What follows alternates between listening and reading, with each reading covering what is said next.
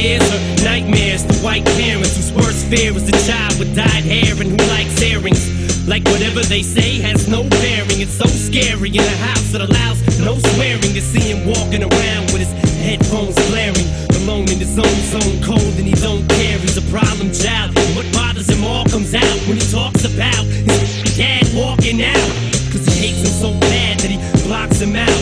If he ever saw him again, he'd probably knock him out. His thoughts are whacked, he's mad so he's talking back, talking black, brainwashed from rock and rap. He sags his pants, blue rags and a stocking cap. His stepfather hit him so he socked him back and broke his nose. His house is a broken home, there's no control, he just lets his emotions go. I cannot say I know about his heroin because I don't want to ever feel like I'm dying. I like uppers. I like to feel like I'm alive, but I don't like an upper that keeps me lasting for long because I'm not miserable like how people get, when there's levels to shit. Meth, you know what I'm saying, crystal meth and Molly are long lasting. You need that effect for long. People who do cocaine and are not, they do it and they're functioning, and those people, they can, I don't know. And I'm like really high as fuck right now, and I don't like that type of shit. So I don't mean to tell you my business, but I'm super high because I feel like people don't know what the fuck they're doing to people, and they sell shit that's fucked up, and that's not good. That's not cool. Like,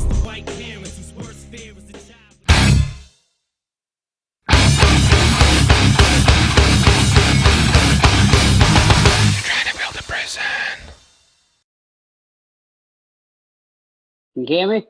I can hear you. Good morning. Good morning. Can you hear me? I can. Okay. Got your little young Mark Wahlberg thing going, huh? You know what? It's funny because I was just talking to somebody because I used to be a personal trainer in 2014. It's kind of when I first got, in some repercussions, and I was like, shit, I need to start putting some masks on because I'm looking at, some serious time. So I worked at a gym, got, things going, and I ended up getting pretty big. And everybody that came in there was like, hey, you look like? Yeah. And it was funny because it was a hotel gym. So like, it was an actual gym, but it was in a hotel. So you were getting like new faces every day. So it was like, it was like literally every day, but it's just funny, stuff like that. And honestly, I'd rather take that than some other people. You know what I mean? There's no question. So good morning, brother. How you doing? I'm doing good, man. I actually woke up excited for this. I just knew that, from our, even little talk yesterday, that we probably have a lot more in common than we don't, you know what I mean? And, I think what you're doing is a huge service, for people that feel, that there's no way out, or there's no hope, or, there's, almost like suck it up, deal with it, don't talk about it. That's how they want it out now. But, I think mental health is getting a nice platform right now, something we didn't really have. I'm 31. So when I grew up, in my family household, it was just like, don't talk about it, didn't really talk about feelings, didn't really talk about much, so I think that was kind of detrimental, to be honest, but that's just how it was, Right, because if we're not talking about what's going on and the effects of what's going on, then we'll never know what's causing these effects, and those inhibitors will remain in place, to keep triggering us. So yeah, I appreciate that, Cory, and that's essentially what it is for me, is just getting the communities to understand that, first and foremost, this is really our first interaction. We had a brief phone call yesterday. We just met, the day prior, through a mutual friend, Miss Cynthia Goldberg at the F8 Foundation, which has really been great in establishing me with wonderful people and connections. But here again, just like you just said, just from our brief interaction, we have a lot in common. And these are just two individuals. You're in Connecticut, I'm in Florida, right? No, I'm in Massachusetts. Massachusetts, I'm sorry. Yeah, Mass, not Connecticut. I knew that. I don't know why I said Connecticut. Sorry. But so it's either way, but it's just plucking people out of the crowd, and just seeing that we've gone through so many like circumstances. And when I go live on TikTok, right? When I go live on TikTok, I'll meet people and we'll talk about the same thing. And you'll just be amazed at how many people are like, oh, I was incarcerated, or, oh, my father was incarcerated, my brother, my uncle, somebody has been through this system, and a family has dealt with it, but nobody's talking about it. And the reason why is because we shun it. You know what I mean? As soon as somebody finds out that we had something to do with prison, we're labeled as a criminal. We're labeled as dangerous. We're labeled as, just whatever comes through that person's mind, but it's all negative, Right. And that is what is allowing the system to continue. So it's very important to speak out on what's going on. This is why I'm doing what I do, It's awesome. Like I said, Cynthia really has been a huge, huge person in my life, since 2015. And I can see why she, she said nothing but good things about you. And I appreciate that. That's her goal right now, I feel. And it's a great way that she's been approaching it too, because she waits for me to get a certain amount of clean time in my head to be, not foggy anymore, because she knew my potential even before I knew it, So I think she waits for the right time, for the right moment to have people interact with each other, because you know how it goes, like, somebody that's, I don't know, freshly, maybe a couple months clean, or just in general with life experience, street experience.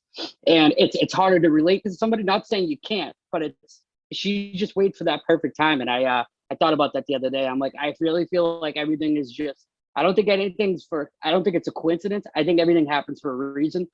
And like I said, I think it's the time and the right place for it, for us to just, connect and, really, open up the doors for, just bigger, better things. And honestly, just that, if somebody, at least one person out of these interviews, takes something from it, that's a plus for us. You know what I mean? Like we do stuff like this and we talk about this stuff because we know how it is, you know what I mean? And we know that person just needs that little bit of, hope, because hope goes a long way. And I was always that firm believer that, it's just, I used to use that mentality, man. I would close minded, use my age as like a way for me to keep doing what I was doing. And honestly, one day it just, clicked, and it's funny because we all say that awakening moment, you know what I mean? Like in your life, I'm sure, and then in my life, it was like, you can almost like go to that like one instance where it just switches. Mm-hmm. And it comes out of nowhere sometimes. And, for me, it's all about that repercussions, but those repercussions I feel saved my life. So that's, it's just crazy. Well, the brilliance of Cynthia again, and I think a lot of that brilliance comes from the fact that she's been through the grind, so she understands the mechanics like anybody that goes through it. She's not an outside spectator, and she understands, the right place and the right time. She understands that, and I think that's where she marvels in her beauty at. But everything that you said is spot on and is true. And this is why, like with my channel, I'm not worried about likes and subscribes or view count for that. For first and foremost, YouTube pulled my monetization, so I'm not really here to highlight and promote their channel, but it's access to many, many people. And as long as the right people are watching my videos, right? For example, I have an individual by the name of Demel Dukes, right? That's in prison under this felony murder law. And Demel Dukes was involved in a robbery that ended up being a murder. He was not the trigger man, right? He would just went in for the gas station robbery, and his co-defendant ended up killing the man, and then they ran out or whatever. They both get felony life now because the juvenile law changed, right? The trigger man was 17 at the time, I believe. He was found, as a juvenile, but now that the law had changed, he gets to come home in 4 or 5 years, where DeMel Dukes is stuck in prison for life. Right. So Jesus. We ran that interview, and lo and behold, right, I get a comment from the victim's family. Right. And in that comment, you can go on YouTube under the DeMel Dukes and for the listener and see the comments. They're there. But in that comment, he says that he is the grandchild of the one that was murdered. He explains, the negative effect that this crime had on his family and whatnot. But at the end, he said that DeMel Dukes was the only one to show remorse through trial. The trigger man that's getting ready to come home showed no remorse and was actually staring the family down, like Mad Dog and the family throughout the trial. DeMel Dukes was the only one to show remorse, and his family was the only one to apologize, for the crime. And DeMel has shown nothing but remorse and humbleness throughout his whole sentence. So I reached back out, and he reached back out to me. He said he would like to come on the show and discuss, right, the events, and I'm waiting to hear back on that. So there's a lot of pressure on that, because you're talking about the victim's family now coming forward, speaking in defense of this man coming home. So this is why I build the channel, for that to happen. I wouldn't care if I got 10 views, but if it was just that one view that can change this person's life, that's the only view I'm looking for, like you said. So that's what, again, this is what the outreach is, so let's get into you, Cory. Who are you? So yeah, that was just, that's the stuff I love. Before I even say about those are just what needs to happen. And it sucks that, these YouTube are so, it's political based. Let's call it how it is. It's all political based. So like I said, I respect that. But my name's Cory Cheney. I was born in Framingham, but I was raised out of Marlborough, Mass. I don't know if you ever heard about Marlborough, Mass. It's like it's like 20 minutes from Worcester. Worcester is where I reside now, but Marlborough is like literally like, most of my years, that's where I grew up. I went to Marlborough Public Schools, and and then before we get too much into like going into that term, so I had a very crazy upbringing, and it was one of those things that I think it was so normal for me to go through that. So for me to be able to kind of go back and be like, well, where did things go, to that point? It was almost like chaos was normal. So I everything that I did, and it was chaos, it was just like an everyday occurrence, So it didn't really like feel like it was anything out of the blue. But I'd go to certain friends' house, and I'd be like, wow, like they don't have that going on in their house. And like, it's not that I was judging in a sense, but it was more or less eye-opening at times. So I have a sister and a brother, and my oldest brother is 8 years older than me. My sister's 4, so we're all 4 years apart. But me and my sister have the same mom and dad. Me and my brother have same mother, different dads. So your brother's half. You and your sister are full, and you're half brother. Yes. Got it. Okay. From my early remembrance, I remember DCF already in the picture, because my dad was, I'd call him like a fair weather dad, almost like he would come in and out and like acted like he was, doing great, but it was doing more harm than good, to be honest, because it was always manipulation and making let's make your mother feel bad because of what's going on, or let's just talk shit. And it was just like something I I saw that at an early age, and I was already had that mindset of like, wow, like I kind of already knew what manipulation was and kind of like what he was doing. So I never would try to feed into it too much. And it's crazy because that's like, I was getting that at like 6, 7, 8, I was already having that sense. And so what happened was, so DCF was in the mix a lot because my dad was physical, things happened. And then out of the nowhere, boom, my sister gets like sick. And we don't know really what it was. And they diagnosed it as cat scratch fever at the time. But later on, come to find out, after she is in so much pain, she's in school, right? Hits her liver on the desk and in absolute pain, like ambulance had to come. Like that's like abnormal, you know what I mean? Like that was something really wrong. And my mom was stressing to the doctors, check for cancer, check for cancer, check for cancer. And they never did. They said, no, all this stuff, right?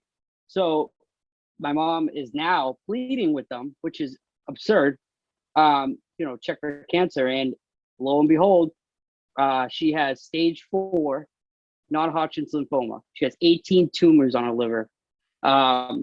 Jesus. So yeah, and it could have been, almost stopped earlier, or once it stopped, but like it could have been noticed earlier.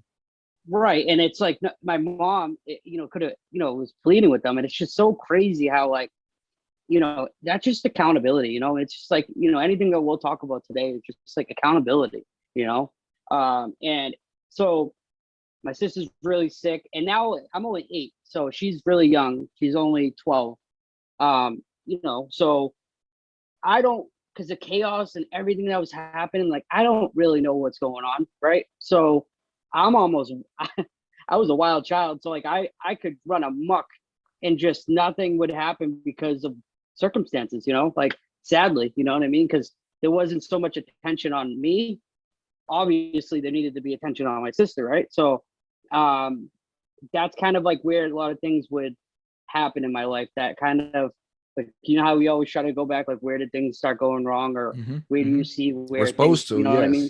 Yes, that's called working on yourself, right? And so yeah, so my brother, he was actually 16 at the time, and he was a goalie from Marlboro High, very, very good goalie. Like, so he was very popular in high school. So like what would happen was my mom, she worked at Raytheon for 16 years. Very good job. And since my dad was that fair weather fan, he always showed up once to the hospital. And my mom had to quit her job, or like leave her job and to be at the hospital all the time, because my sister, she was in bad shape. And so that took away now. So my dad's not in the picture really. And this is your sister's dad, right? Yeah. And so it's now my brother, it's almost, he pretty much stepped up as like the father, you know what I mean? He took it as a role of like, okay, well, we don't have really anybody right now for the most part, because my grandparents were working, they were still working at the time at Raytheon. And so, there was no eyes on me and my brother. And my brother was like a wild child too, and crazy, kind-hearted at the time, but like very crazy. So I was at 8 going to high school parties. He was taking me everywhere I went. I mean, it was awesome for me. But I got exposed to a lot of shit that, kids at that age shouldn't have saw. And I don't blame him. I don't blame anybody. I don't blame any of those circumstances of what, what happened to me later on, because I think at the end of the day, even though you're around certain things, I feel like by blaming people, you don't get past that hump. You know what I mean? You don't play the victim too much, because, well, shouldn't play it at all, but you know how it goes. It's just like, gotta pursue and gotta press through. And that's what I did. And like, like I said, I had to grow up really early, really quick, but I didn't have any really eyes on me, right? So the first time I ever smoked weed, I was 8 with my brother and his friends, and and obviously they think that's hilarious and funny. They got this The young little kid kid high, hanging yeah, out with, yeah, like they're getting their dog right. high, yeah. That's exactly what I was thinking, when I was thinking about that. And it was, I mean, like I said, I know I shouldn't have been around that stuff, but those are like awesome moments I had, because what brother doesn't want to be hanging out with their older brother at that time, even though the circumstances were bad because of that. But for us to eat, like my mom, even though she made good money, but she had 3 kids to raise on her own. My dad did nothing. He still has not paid child support to this day. Till this day, not a dime. So like he doesn't have his license and all that stuff because of that. So you get like a kind of picture on who he is, right? So and I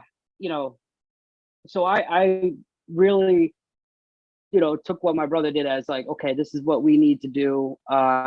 He sold drugs, then he got like really kind of like selling big time stuff. But he always like, I never touched that when I was young because he would scare the hell out of me. Like he knew I was gonna see it at some point. So he was just like, listen, if you touch this, you're gonna die. Like he would scare me, right? So I always like, it was like I was seeing like acid. And meanwhile, I'm like 8 or 9, right? And I know all this shit already. It's like there was like a stack of acid strips, back in the day. They said, well, Papers, I think they yeah. still do it. The papers, yeah. LSD. Yep, for like raves and all that shit. That was like that scene then, right? Now What year we're is looking this? at so that was 1998 or like, and then into like 1999. So that was like the rave scene, and like I was in what it. was it, the Chronic album? Remember that came out, the Dr. Yeah, Dre? man. Yeah. Oh my I was God. deep. I was lost at that point. You couldn't tell Oh me man. nothing there. And I'm bumping that stuff at my age, like hanging out with my brothers, listening to like Nas and Jay-Z and all that stuff. So it's like I was like reciting, like I'm thinking about it now, like lines that were like, oh my God, like at that age you listen to that shit. Yeah. But like I said, I mean, no matter how like crazy this seems, like how it like kind of started, it's just like my brother always would try to reel it in when he saw that something was kind of like, catching me smoking cigarettes and, like stuff like that. He only wanted to do it, like, he didn't want me doing it without him. Like, or if I, him thinking like, okay, this is a way that I can control it. Meanwhile, he's only 16, so you can't like, he's still a kid himself. Well, let me ask you this. Let me ask you, did that music influence you at all? No. I think I was too young to grasp the substance behind it. I knew, how I could recite lines, but it doesn't mean that I really knew what was going on. Because I'd be honest, that wasn't the thing that stared me into a certain kind of point. Because you'll hear later on, like it really wasn't, But was it an impact in my life? And I something I always remember. Yeah. And it always brings back memories, listen to certain songs and stuff. So I don't take it as that. But yeah, so so I'm with, my brother all the time, like, cause he's selling drugs, and for us to eat, because, they weren't really leaving money. My mom was in the hospital. Literally, they were like living at the hospital because my sister was on like life support for like 6 months. The chemo, radiation, all that stuff wasn't even working. So it was bad. You know what I mean? It was like real bad. But I didn't know what was going on. You know what I mean? Like I knew my sister was sick, but I didn't know how bad it was. Right. So like I'm going to like these like cool events and not knowing like, hey, this is like some serious shit. This is the reason why you're like kind of like around this stuff. But my brother always tried to like be that supportive, role to make sure that I was okay and that we always had something to eat. I always have money in my pocket. He would make sure I was taken care of. So he stepped up big time, even though it wasn't like good things, but people don't understand when like you're from like the streets and how like things, go. That is survival. That is what needs to happen in circumstances that are not the best hands that were dealt. And like I said, I would never trade anything in that I've gone through. And I think that's something that, like I said, it shaped me early. Like literally, like it kind of like I said, it didn't.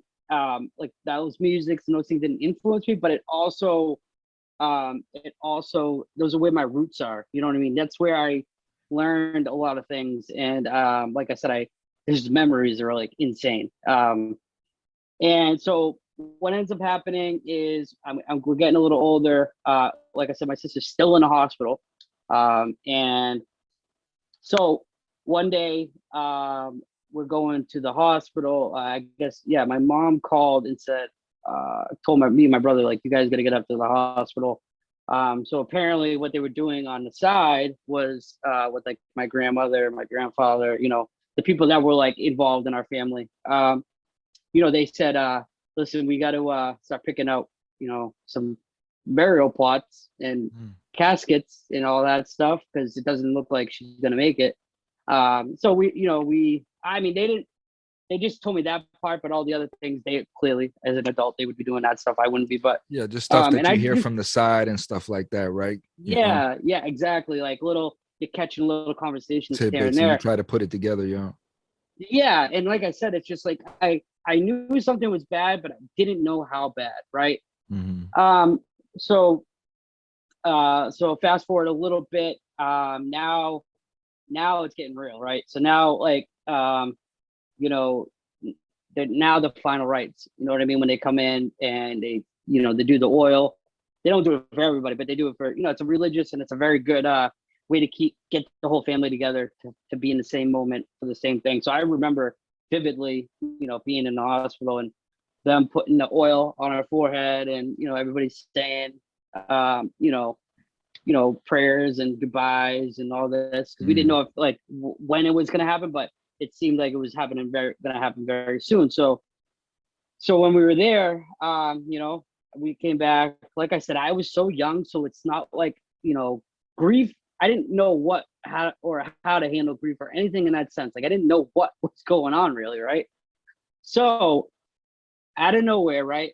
Now this is shit that's in the books now, and this is like, you don't believe in God. I don't know what to say to you. You know, like, you know, I know people have to have experiences, right? But so, like I said, the chemo and all that stuff wasn't working, right? Nothing shrank, nothing did anything. And she had 18 tumors on her liver, 18. So after she got, you know, the final rites, and I'm not even joking. This is, like I said, this is all in the medical books and everything. Out of nowhere, like 2 days later, all of a sudden the tumors just started shrinking out of nowhere. The doctors were like, we haven't been doing chemo or any kind of radiation anymore, so we don't know what's going on. So little by little, they just started shrinking and shrinking and shrinking, and then to a point where now, boom, she's off life support, right? Everybody's like, holy shit, like what is going on? Yeah.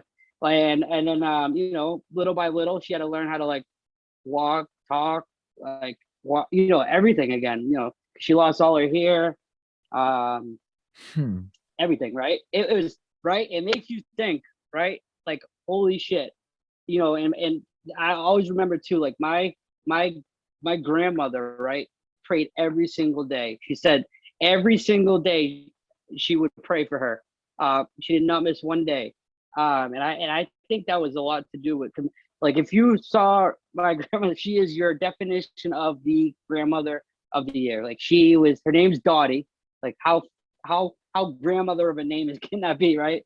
And she's just a sweetheart, you know. And she was like the one that always kind of kept the family, even though our family was so nuts and chaotic. The matriarch, you know, she kept things glued. And you know, like I said, out of nowhere, things started, you know, getting better and better. And, you know, I'm getting older, but like, you know, like I said, I'm still, you know, I mean, I'm hanging out with my brother, seeing things I probably shouldn't be seeing. And, you know, after, I think it was about a couple years, so 12, 13, I think she was in there for like, no lie, like a year and a half in the hospital.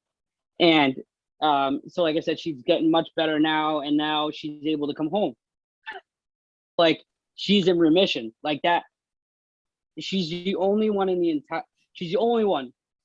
the whole world that has ever survived that cancer at that stage and how progressive and how many tumors. There's no one in the world that's ever survived it. She had like a 0.00001, chance of survival. And the only other girl that had that kind of was actually the daughter of the founder of Make-A-Wish. So we were really close to the Make-A-Wish Foundation, like, because I was able to go to like Paul Newman camp. Like that shit was insane. Those are it's for families, the ones that got affected by it, right? They don't have cancer, but they were the sisters or the brothers or of that person. And Paul Newman, like he like was all about for cancer and all that. So like we got to go to like we were having like manhunts 1,000 on 1,000 on 1,000 on 1,000. Like that's how many kids were there. Thousands. That's beautiful. It was like the best time of my life, like because it was like you forgot about all the chaos and all the craziness that was going on, right? Yeah. Just for that little bit of time, you got to just a moment of positivity and joy. People were happy. You didn't have to. There was no.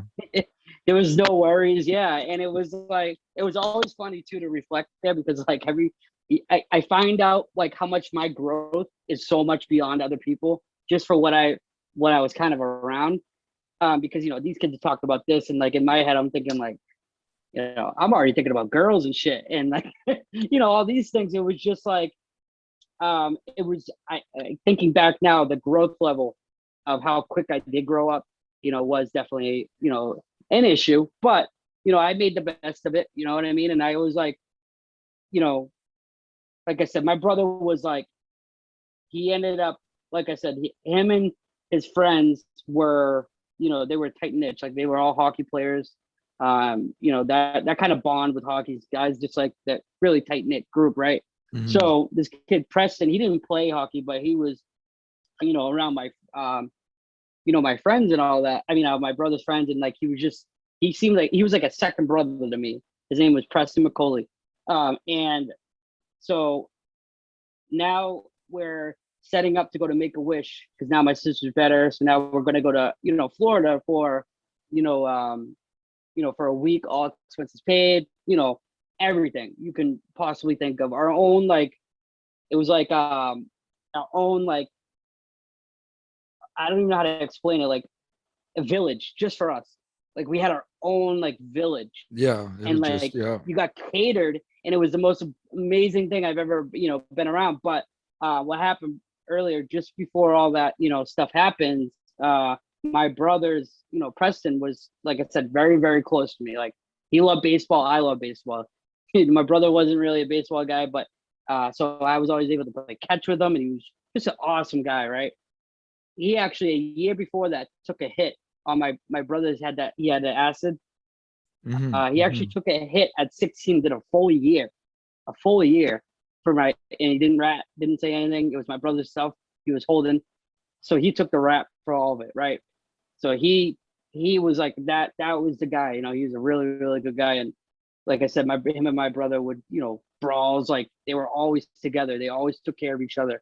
But so one night, I guess, this girl was either drinking or whatever. Preston was in the back.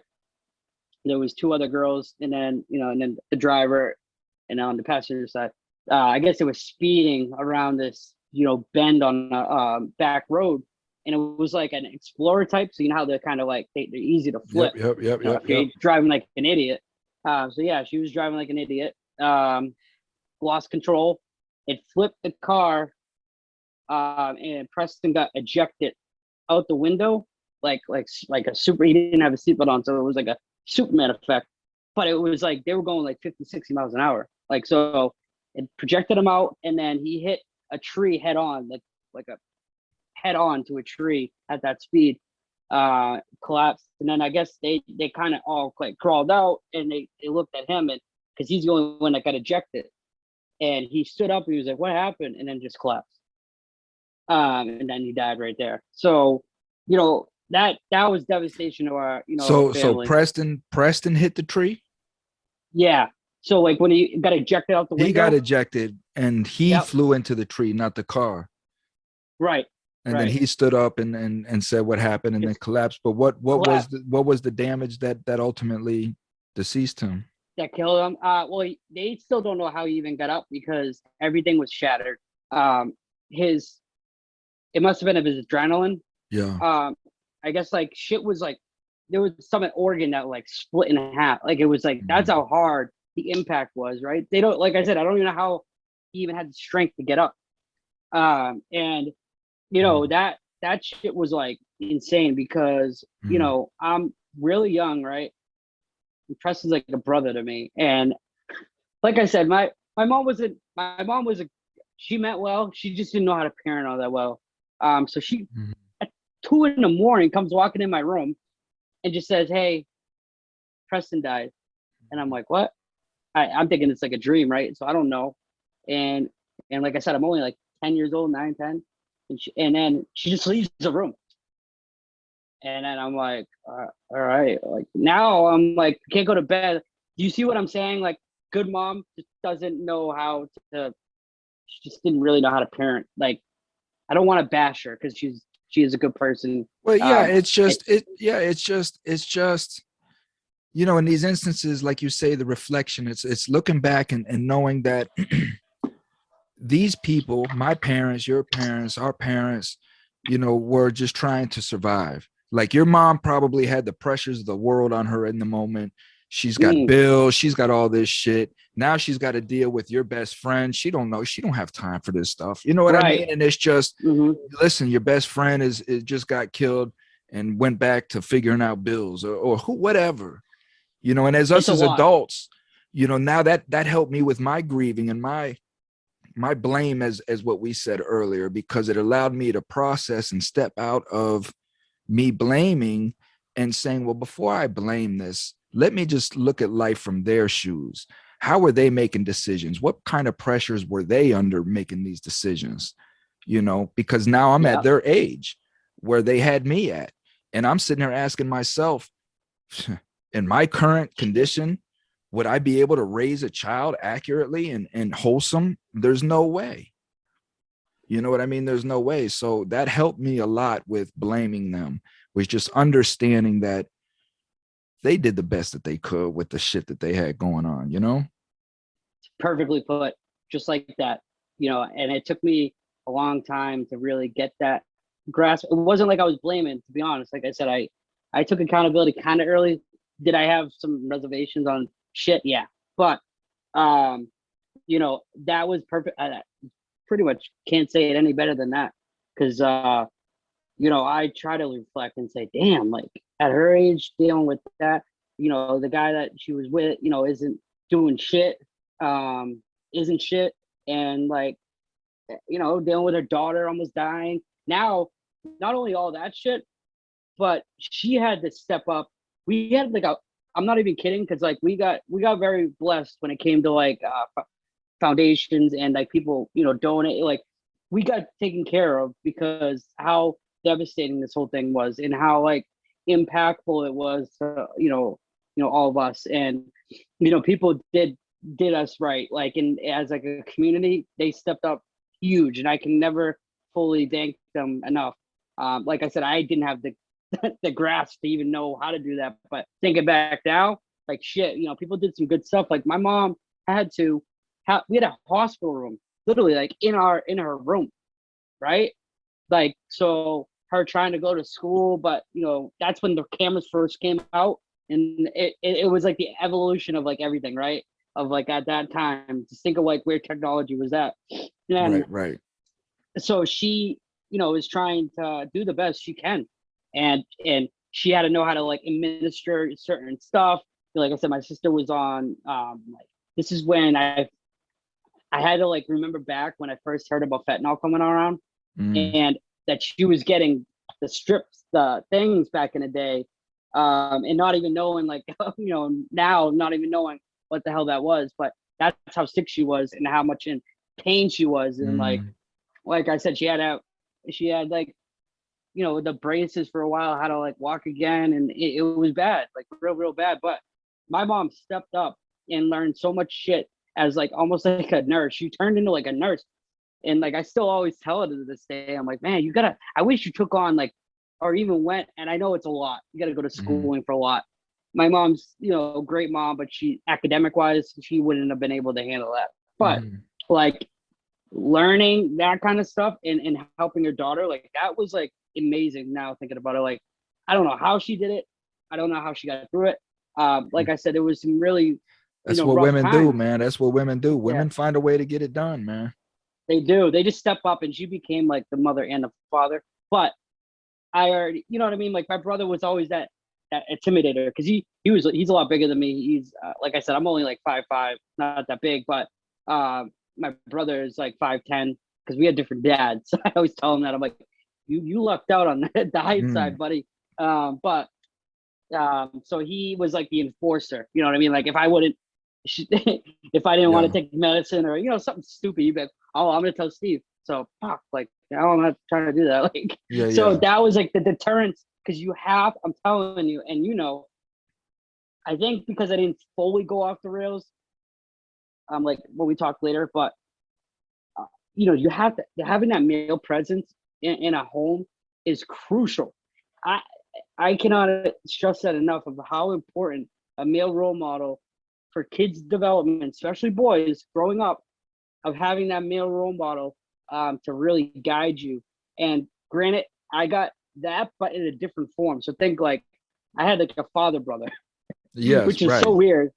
But that's how it was. So he wouldn't just handle things of like, okay, as a brother thing, but it was like, it's almost getting in trouble now. Like, and then it's thinking, I always look back at it that I'm like, holy shit, like, he did step up too, huge. Like I said, I was the youngest out of the whole family. So like, he did what he felt was right. And I can't thank him enough for that.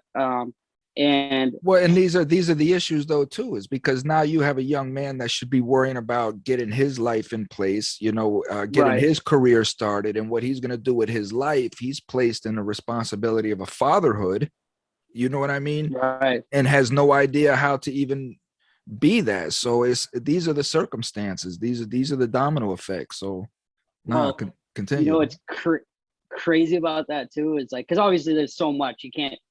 I'm loving this conversation, by the way. This is medicine for us, right? This is stuff that helps us, get our shit out and then process and really evaluate, So my brother actually, shitty enough, like I said, I remember I told you my mom was a good mom, but she had a lot of faults, right? Mm-hmm. So when my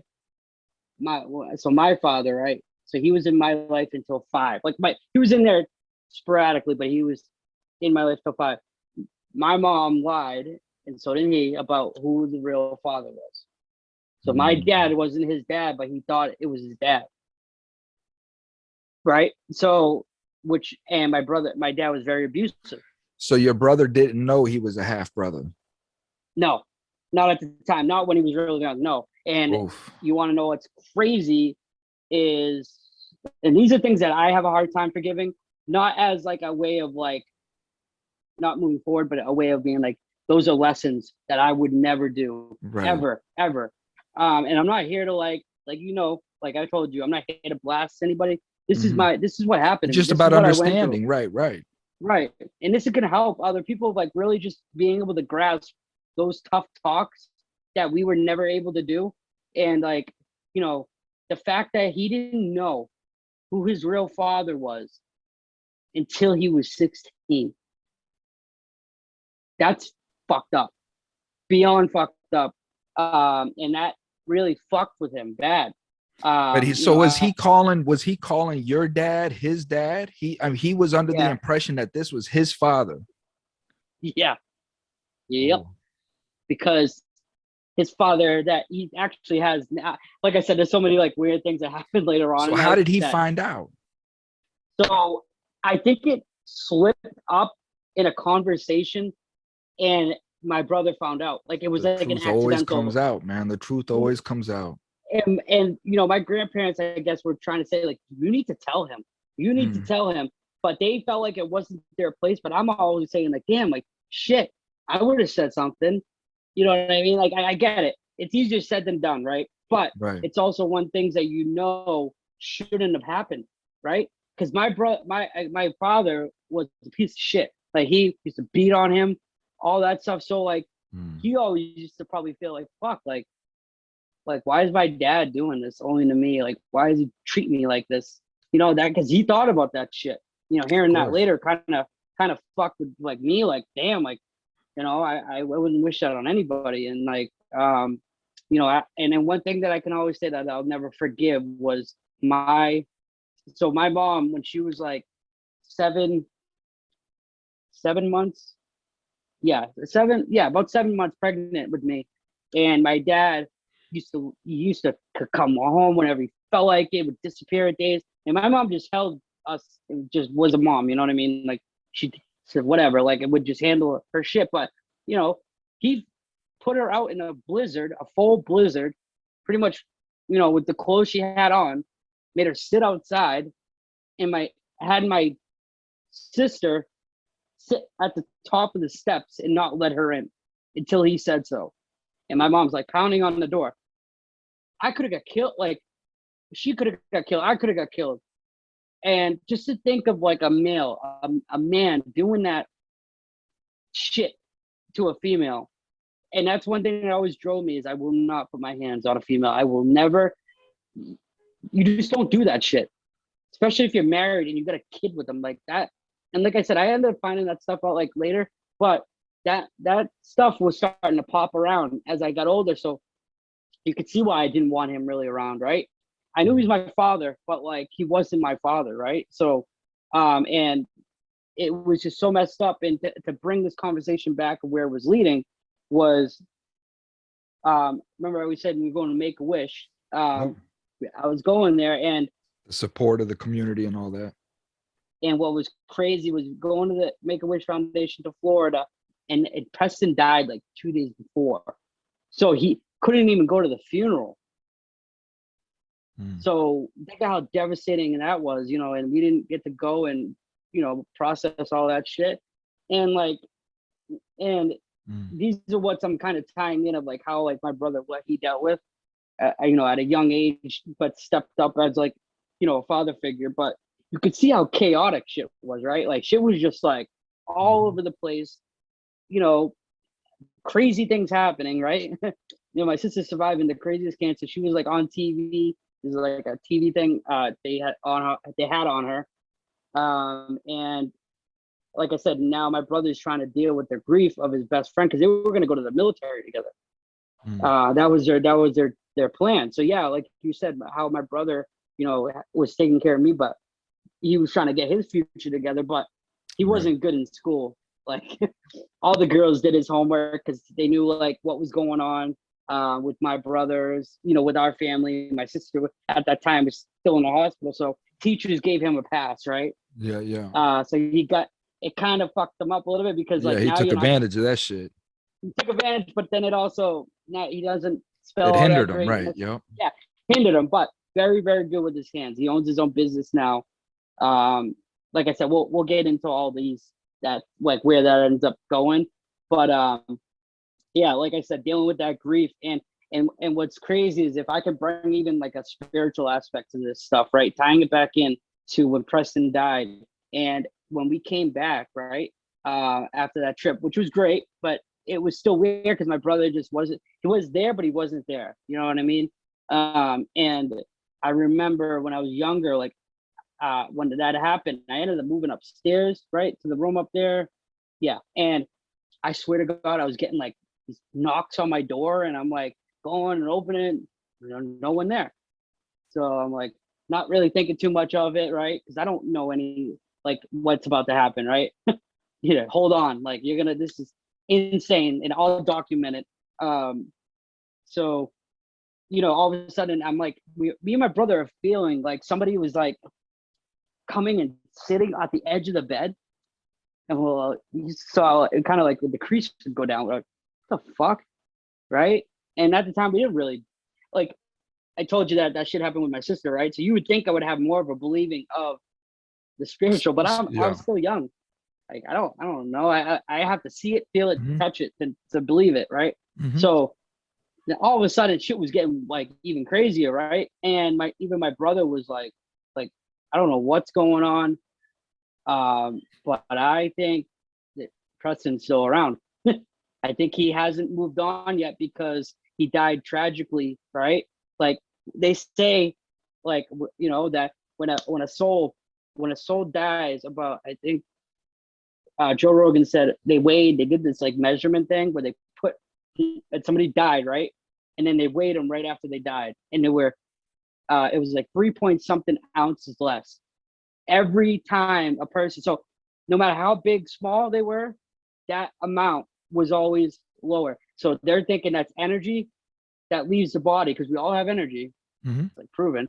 So that the energy, I'm thinking you die tragically, right? Your energy in your life, you think you're still probably alive, right? Because you haven't crossed on yet. Because you didn't know. You're trying to say goodbye to people, but you don't know what's going on, right? So obviously we don't know all these things, but these are just what we kind of got wrapped together, right? So we met a lady called Maureen in Wyoming. I got to meet like Mick Foley back in the day, the wrestler, the Undertaker. Like that's when I was like Mick Foley. That was Hacksaw Jim Duggan, wasn't it? No, but he was Cactus Jack, Dude Love. Cactus Jack. That's what I know him as. Yeah. Cactus Jack. Yeah. Yeah, Dude Love. And what was insane is that we'd go to these benefits. I'd meet all these celebrities, right? Because it was for cancer, the YME, and all that stuff, right? They were very close to our family because that girl that I told you that started the organization, her daughter died of the same thing that my sister did, because her daughter beat it and then it came back. So she gravitated towards my sister. So we were like in the main circle, not just like in with regular YME. And I don't mean to sound like that's like any special, more special than whatever people did, but like we got to see a lot of shit, behind the scenes that you would, like I said, it's all documented. Insane. This girl Maureen, right? She was in. I'll never forget this. She was in that organization as a help, right? Because she had a gift, right? And like I said, I'm still young, so it took me like a while to understand kind of what was going on, right? But super interested. So she thought she was going insane. So she checked herself into a mental hospital, right?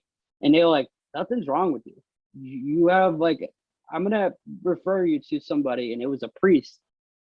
She went to the priest, talked to the priest, and all of a sudden the priest said, listen, you have a gift. And his name's Michael, the Archangel Michael, was talking to her. And her gift was so strong and so big, and for like the organization she was at, that she, for a while, she was finding missing children through America's Most Wanted. So she helped them out for a while, finding missing kids, dead or alive, because all the information was coming up right from Michael, right? But they wanted to hire her on full time, but she couldn't, because you can't take money from an organization when you have a gift. Like all these like scam artists, people that do that shit, they're not supposed to. They probably have the gift, but they're not supposed to take money for it. And that's like forbidden. It's like using yourself or using your gift as extortion, So she started working for YME, right? Because like obviously you still got to make a living, but you also can't use your gift as like a way to make money. So she worked for the organization. And so how I told you all that shit was going on in my house, like the knocking on the door, like my brother was he got a call, literally a voicemail from Preston's mother, but it was Preston. He saved it for like years. It goes, "Hey, Steve," right, with Preston's voice. And then it goes right to his mother's voice. Like that it gives me goosebumps even thinking about that. It was his voice. You cannot decipher his voice from his mother. It was so different. And he saved that forever. Like I don't know if he still has that phone. It was like the first phones in Nokia. Remember those ones? Yep. So anyways, so my brother's having a hard time with this shit now. Now like stuff's picking up a little bit, and I'm getting freaked out. Like I'm leaving my room and jumping in. Yeah, I'm like, Steve, I'm not sleeping alone. And so I jumping in bed, and so my mom, went to talk to Maureen and was like, "Hey, listen, this is what's going on with my son. Blah blah blah." She didn't even give him that much details, right? Because the crazy thing is that's her gift. Like, you don't even have to really say anything. And so I am only like 10 years old, right? Sitting in my living room, and my brother's there, Maureen, and a couple other people, right? So she talks to Steve and says, "Hey, somebody wants to talk to you." And brother was like, because my brother went into that like, hell no, like that shit ain't real. Like, he did not believe in that, right? Right. And then all of a sudden he looks at her and I look at her, and you could like feel, and I don't know what to call it, but there was like, you could feel energy in that, like somebody else was there but wasn't, like a higher form, right? And her eyes roll back to her head, and Michael was talking for Preston to Steve and said, "Hey, like, listen, that is me, and I just wanted to say I'm okay. I didn't want to cross on yet. I just wanted to let you know that, I love you, and like, take care." And dude, like, everybody was bawling, it was, and she was even telling stories that only my brother knew in Preston, nobody else. That's what confirmed him to like believe, holy shit, like, this is real, like this is actually happening. Like, and like I said, I'm not the only one that was there. It was like the whole, and they can all vouch for it. It's insane. And after that, right, nothing, no more knocking, no more. It's like she made that happen, right? So it's like the stuff that I went through from such a young age to just like 10 years old, like, people felt bad. That's why I got away with a lot. Now, like, kind of bringing it back to me is like, I would almost like do shit just to do it because I knew I could get away with it, right? And it was manipulation at such a young age. I had such a manipulating behavior, because that's how my dad was. And like, no matter how much I tried to fight, isn't that's fucked up? And I hate it. But the more I didn't want to be like my dad, I saw character traits that I did have, and it really pissed me off because I told myself I will never ever be like him. Like, I will never put my hands on females. I'm not going to be that way. But it's not like I put hands on my female, but there was drug addiction in the family, right? Mm-hmm. Mental health, like my grandmother on his side was that lady that talked to herself, that crazy lady, but she meant well, obviously, but oh man, yeah. So it was, I got hit with that stick of like mental health and his addiction too. There you go. Dual diagnosed, right? But I never, when all this stuff was going on, right? Because my sister ended up, because she lost her teen years and she got better. She recovered and all that. She rebelled like you wouldn't believe, like like a bat out of hell, like, she wanted to make up for all the years that she lost. So she went out and she just was out of her mind, right? And it caused like a turmoil, like huge turmoil, like, because like, listen, this is a girl that shouldn't be here. Like, she should not be alive at all. Right. But when somebody goes to that, like, I can't say how that feels, right? So I can only imagine why she did the shit she did, because she didn't feel like she felt like she lost her teen years, and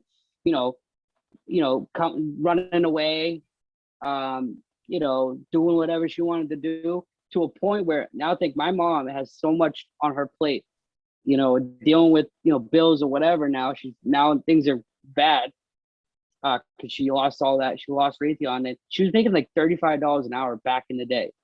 So think of like all that money that she could, what I mean, like, all gone. That 16 years, boom, gone. And so my sister rebelled so bad to the point where my mom couldn't even handle her anymore. Just couldn't. She always ran away, and she ended up had to put her in DYS just so she knew where she was. Not saying I believe in all that shit, but like, it's what needed to happen at that time. What is DYS? DYS is like a group home, like for kids that are wild, reckless, and it's a step before jail. So they put you in like that. It's almost like a section, but you're not an adult, so you can't section a younger kid, right? So that's the way of that. That's like, we'll put it that way. That's like a mini section, right? For younger kids that just do not listen, do not, unmanageable, correct. as they deem So unmanageable. Yeah. right. Which, there's obviously underlining issues, obviously. And it's hard to discipline somebody that you knew that just survived that kind of shit. Like, how do you even, it's so hard. I can't even fathom doing that. So like all that shit that my mom had to deal with, that's why I always go back to saying like, listen, I knew she tried her best, with certain things. And, things were just out of her control. Like my mom is only 4'10". She's tiny. So but she was scrappy, I mean, I used to see her beat the brakes off of some of the girls that, we're in our apartment and causing a ruckus for the kids. And that's what I was like, damn, my mom is crazy as hell. I wonder why I'm nuts. But yeah, so that's, like I said, it was just like something out of her control in a sense. But, you could see where the chaos started happening. And we just, as a group, we're just wild childs. And like I said, I had a great, so where my addiction, where I started seeing, because I smoked at 8, right? I drank a shot that same night. So I technically smoked and drank for the first time. I remember it was like a shot of vodka, and I'm only like 8 or 9 years old. And oh my God, I was like the worst thing I ever tasted in my life. Right. Yeah. So I'm like, I'm never doing that again. Like shit like that. But it actually was crazy because my brother told me the reason why he did that shit, which this is his logic, right, behind it, is he's like, oh, I was just going to try to get it out of your system. I'm like, what? But that's his thought process at that age, right? So you can't like fault him on it. But it's funny to kind of look back and be like, well, I mean, I guess if you're really thinking like that, but, and it kind of did in a sense, because from like 13, I would say, to like 15, I didn't smoke or do anything like that. I played baseball. Baseball was my thing, right? So, I ended up, really falling in love with the sport. So, when I started hitting high school, I went to a trade school. It's called Aspen Valley in Marlboro. So it's a tech school. So you can learn a trade and, academics. And so I ended up taking up carpentry. So, because my brother, started a business in 2001. He was like 21 years old, because he got his life back together. Like I said, he was on like chins and all that shit. He was, like I said, he was fucking, chins is like almost like you have a probation officer and everything, right? So, yeah, he was fucking nuts. Like I said, and I remember seeing fights, like we'd go to places and shit would pop off, and I'd just see that little kid just sitting there like excited, because my brother was nuts. So like, he didn't lose many. I didn't see him ever lose a fight. And I seen him get into fights all the time, like beating the bag out of people, like, and it's just his mentality. Like now thinking, like, look at the bullshit he went through. Didn't even know who the fuck his dad was until he was 16, right? And then he has all this pent up anger. He doesn't like to talk about any feelings or nothing, right? So that was like his way of kind of like, escaping and letting his aggression out, take it out on some other people. And he actually, like, I'm really exposing some shit on it, but I don't care. Like, this is my time to really just put, because a lot of people, I told them about this podcast and like what you were doing, what you were trying to accomplish, in a sense, of like, and like I said, I love the message, and I told them like, hey, I'm going to be speaking on this podcast. Like, if you guys didn't know all the shit that I went through, I'm putting it all out there, because I want people to know. Yeah, because if you think about it, like, I feel like my first big podcast on, with a guy that's, aligned with the same views of mine, I want to put, so people know who the fuck they know who I am, and I'm not going to sugarcoat shit. And I'd rather.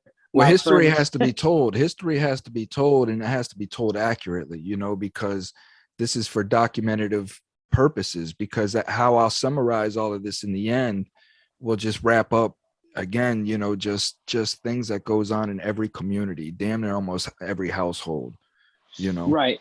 So like the things that you're saying, is gonna resonate with so many people.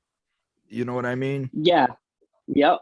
And I think it's amazing too, because it's really like, that's my truth. This is what, I went through and why kind of things spiraled the way they did. And like I said, and you knew, I said right off the rip, I'm not blaming anybody. I take accountability. Trust me, it took me a while to get that part, but that's called growth, and growth takes time.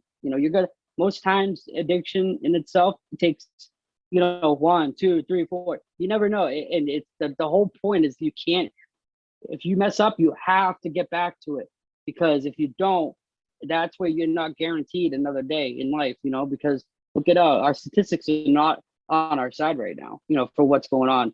But it doesn't mean that you have to be, what I mean? You can be that person that can change. And, if I can have a message that kind of resonates with, just anybody, I feel like anybody can take that, run with it, and have hope and succeed. And like, I heard stories that definitely helped me, help me get my shit together in a sense, because, and even like caring about your, so I don't know everything, but just from what Cynthia told me, like you've been through a lot. So it's like, knowing and talking to somebody that's been through a lot, that's even better. That's why we're doing this, is like I said, it's like, this is like our medicine. Like, this is what we do to, get better and spread the message. Cause you obviously been very, very suppressed by the political side of all the bullshit that's going on. So, it's good that hopefully, they get my ass on there. They're going to ban me on there.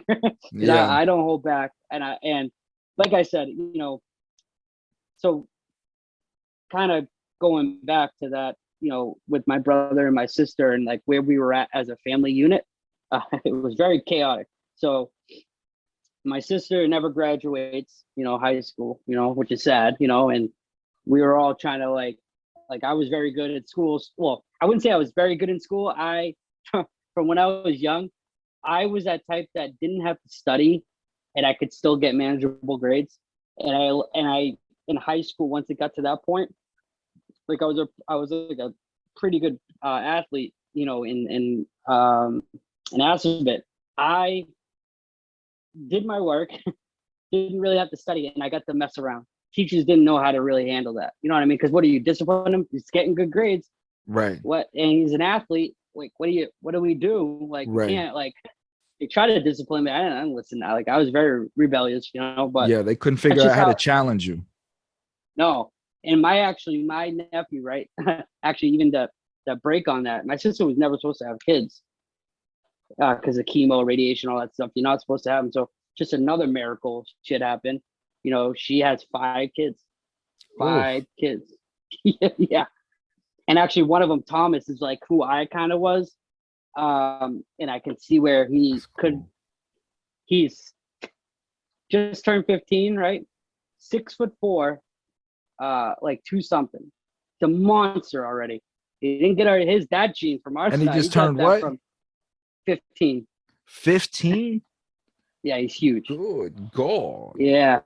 Plays basketball and all that. But I'm finding out he's hanging out with certain, I got to kind of, put his ass into shape, make sure, my brother's doing a good job with that too. Okay. So that stuff ends up happening. Like my sister gets pregnant at like 18 and she was like a runaway. She ran from DYS, met this guy, which he was no good, but he was on the run. So it was just like a chaotic kind of scene, but my mom tried her hardest to keep, her from not going off too much to deep end, right? But she ended up, her first child my mom ended up taking custody of her, so that she could have a better, like, because you know what the hell my sister was gonna do, because like I said, she has the genes like my father, the bipolar, and we don't even know still to this day, she's got to get checked on certain things because of what she went through, right? Of course, yeah. And when you're on life support for that long, that fucks your brain up bad. The oxygen to your brain, and it's just, I feel like that's a very crucial thing that happened. Yeah, and that's why, like I said, like our family, like I said, is very toxic and always fighting, and I could see why, like, she would say things like wild. You would be like, what the fuck? Where did that come from? But it's just, it wasn't her fault. I couldn't always blame her in a sense, because I felt like there was a lot of underlying issues that she just didn't deal with yet. And like I said, mental health wasn't like a thing to talk about, right? At that time.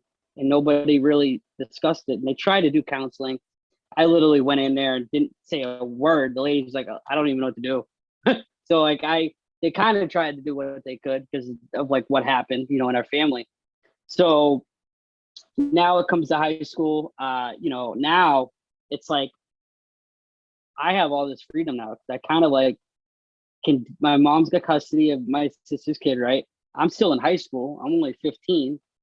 So I'm an uncle already at 15. And so now I'm pretty much doing, you know, great, doing good in school. You know, I'm smoking, drinking on the weekends like that. I was still able to do that and function, you know, in school and get good grades, right? So so when it came time to like, I thought because like my brother was a carpenter, right? My uncle was a carpenter. I thought it was just like in our family, like it was just going to be something I'm going to do, right? But not really knowing I didn't want to do that. Like I only did it to appease, I guess, you know, my brother and to think that was like, but you know, I knew deep down, like that's just something I'm definitely not going to do. Like, but you know, that's where all the trials and tribulations end up happening because I mean, nobody at 18 knows what the fuck they want to do with their life. Like, could you think of anything at that age that you would be like, okay, this is definitely what I'm doing? I didn't want to get into debt. Nothing realistic. Right. And I didn't want to go to college and go into debt. Like I said, my experiences and who I hung out with, like almost, you know, like I said, I was 8 and I'm hanging out with people double my age, like 16. And so like as I got older, I knew more about things that other people did. Right. And not just because I was smart or whatever, it was because of what I was surrounded with, right? So like I had to grow up quick. And so I knew, don't go into college if you don't think you're doing that trade or whatever that is, because you're gonna get into debt. I saw friends that were already in college, right? And they were like pissed that they even did it because now they owe all this, you know, money back. And I'm like, I'm not doing that. Like I'm not. So I took the route, you know, into something I quote unquote didn't want to do, but I felt like I'm like shit, well, whatever. I'll just do it for a little bit, appease. I'm still partying on the weekend. Like by being in Aspet, there's at the time it was 9 different towns. So like you got to branch out to all these different towns, these house parties where you meet all these people, and then that person lives there. So your base is very spread out. So I had so many different groups of friends because of different areas. Got it. Yeah. Which was awesome. I honestly think most people should go to tech schools. Always have a backup plan, right? And what's it called? I went at it. Let's just say when my friends were going off to college or whatever, and then I was like doing my thing, like that's where things started taking off. That's when I was like, you know, didn't get a job right away as I got out in 18. Like I was still going and partying and doing all that shit. You know what I'm saying? Like when you're young, you think like that's life. Like this is what I'm gonna do. I'm gonna party like crazy. And I didn't get in any hard drugs yet. Like so I was, you know, smoking here and there, and then I was drinking, but I kind of like was that type that drank to black out. Like I do things too excessive. Like it was never enough, right? So obviously I was smaller than a lot of people, so like I'm trying to keep up with your tolerance, right? I had friends that were monsters, like huge, like wrestlers, like all these, like my buddy Ross, like an absolute tank. And you know, I always tried to be the life of the party, or I always tried to have, you know, fun and try to keep up with everybody. And you know, you chug, you know, one beer, I'm gonna do 2 through a funnel. So it's like that mindset, is what I ended up taking on. And I just remember how like at one point I'm like, I was thinking like, shit, my brother was like, dude, what the fuck are you gonna do with your life? Like he said, like he made like a comment, right? As I was going out, and he saw that, you know, but I ended up getting a job at Monarch Supply, but I was like the receiver. So like I was handling the fork truck and bringing in paint, Benjamin Moore paint, and all checking in all the supplies for the store. So like, you know, it rapidly changed to a full-time job, and I haven't never done that before, right? This is my first like real job as doing like, you know, for a company. And I was doing like 40 plus hours, right? So somebody that hasn't done anything like that and they jump right into that, it's, you know, it's a lot. And I'm trying to do my best, you know, because I'm partying on the weekends and I'm doing you this. still got to I got all that stuff that I feel like I need to do, right? So I'm not sleeping much, waking up hungover or whatever. And I just remember getting to a point where I was like, fuck, like that's when I saw drugs starting to kind of take over. I saw my buddy was like breaking out of line one time and I didn't know and he's like, oh, it's coke. And I'm like, and I always told myself I was never going to do that because that's what my dad did. My dad, that was his drug of choice. So in my mind, I'm like, I can't do that. Like, but you know how, you know, temptation is a bitch and temptation will hit you when you least expect it. At your like weakest point. Yeah, it will find its way. It'll bite you like when you're not ready. And that's really what ended up happening is like, you know, I tried that and I was like, oh shit. And like I said, that was my first one. So you know, it's like that, you're never going to even hit this, like savor it now, buddy, because that ain't coming back. So, you know, that's what happened. And I was very, like, I think I had like a very addictive personality and it ended up showing in drugs. So like I would obsess. And even with baseball, you could even stem it back to when I was younger, right?